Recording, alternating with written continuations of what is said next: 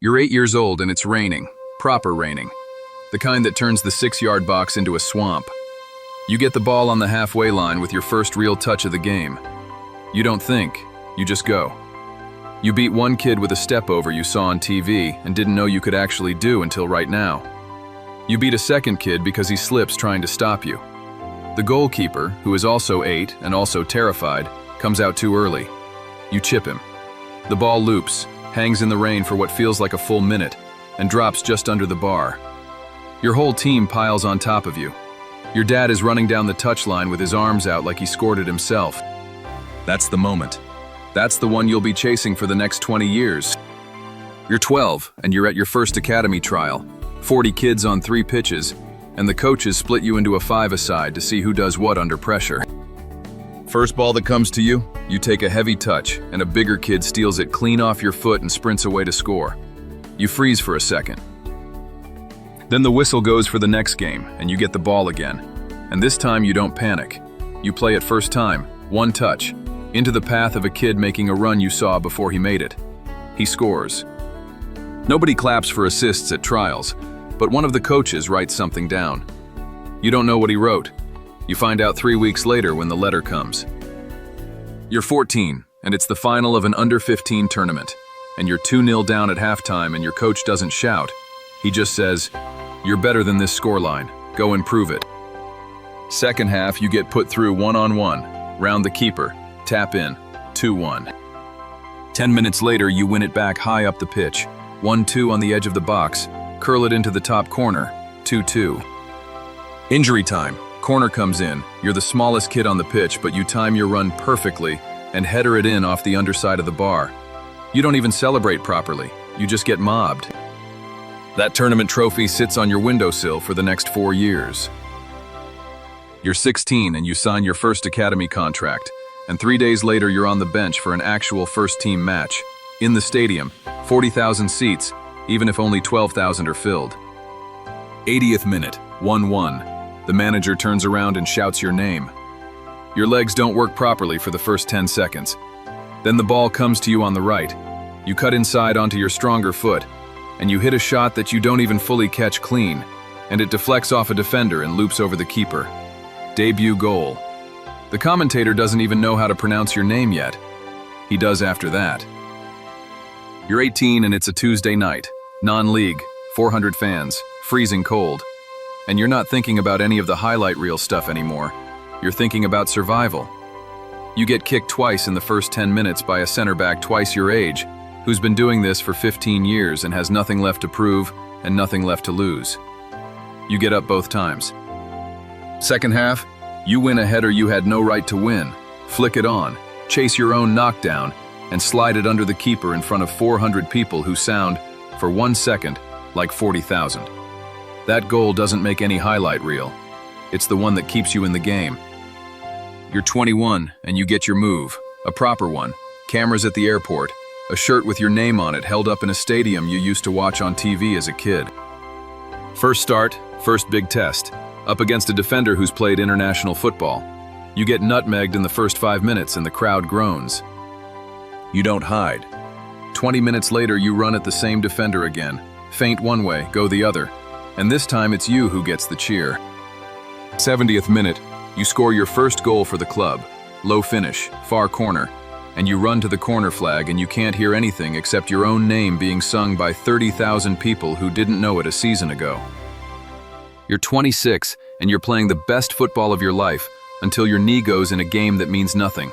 A routine turn, no contact, and you're on the ground before you understand why. 9 months of rehab. You come back for a cup match nobody expects much from you in, and 12 minutes in you receive the ball with your back to goal, spin your marker, and hit a half volley that flies into the top corner from 20 yards. You don't even celebrate at first, you just stand there, hand on your knee, making sure it's still attached, still yours. Then you sprint the length of the pitch. You're 30, and the manager takes you off at halftime for the first time in your career, not injured, just not good enough today. And you sit in the dressing room listening to the second half through the wall. Next match you're back in the squad, come on as a sub with 15 minutes left, team 1-0 down, and you set up the equalizer with a pass that splits two defenders who've been solid all game. Then, 93rd minute, you win the header from the resulting corner yourself. Full-time whistle goes with you still on the ground, mobbed, and for one more night, the age doesn't matter. You're 34, and it's your last professional match, though you don't know it's your last while you're playing it. Nothing dramatic happens. No script wraps itself up. You play a solid, unspectacular 90 minutes. Win a tackle you shouldn't still be winning at your age. Play a simple pass that starts a move that ends in a goal that isn't yours. You get subbed with 5 minutes left and you clap the fans, same as every other week. Nobody in the stadium knows this is the last time. You don't either. That's the part that gets you later, when you find out for certain, weeks after the fact, that the final whistle already blew and you missed it. You're 35, and the club gives you a testimonial match, one night. Old teammates flown in from wherever they scattered to. A stadium half full of people who remember you at your best and are kind enough not to mention how long ago that was. You come on for the last 20 minutes and it's not serious. Nobody's tracking back. Nobody's putting a tackle in. But then the ball breaks to you 18 yards out and your body remembers before your brain does. You hit it exactly the way you used to. It goes in. The whole stadium is on its feet, and for 3 seconds you're 21 again, running to a corner flag that isn't really there anymore. And then you're 35 again, and your knee reminds you of that too. You're 38, and you're stood on a touchline that isn't a stadium anymore. It's a training ground with one working floodlight, and you're coaching a group of 14-year-olds because a friend of a friend needed a favor, and you needed something to do with your Tuesdays.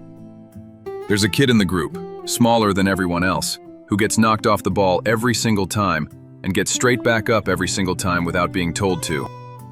You pull him aside after the session and show him one specific piece of movement: weight on the back foot, shoulder drop, the exact thing a coach once showed you. 3 weeks later, he uses it in a match and skins 2 defenders with it. You don't celebrate, you just nod once. It's enough. You're 44 and you get your first job as a manager, a struggling club, second to bottom. And your first match in charge, you're 2-0 down at halftime to a team that shouldn't be beating you. You don't shout in the dressing room. You just say the same thing a coach once said to you at 14. You're better than this scoreline. Go and prove it. Second half. Your substitute scores in the 71st minute. Your captain equalizes in the 85th. And in the 4th minute of injury time, the same 14-year-old you once coached on Tuesdays, now 19 and starting for you, wins a header at the back post that you watch go in with your hands over your face, because you know exactly what that goal took to build. Not everyone gets this version of it. Some walk away at 34 and never come back to a touchline again, not because they don't love it anymore, but because they can't watch it from the outside without wanting to be back in. Some end up in a studio breaking down other people's highlight reels instead of making their own. But whichever one you end up being, you carry the same 2 moments everywhere for the rest of your life. The first time the ball did exactly what you told it to, and the last time you didn't know it was the last time. Somewhere right now, a kid is standing in the rain, about to get their first real touch of the ball. The cycle doesn't end.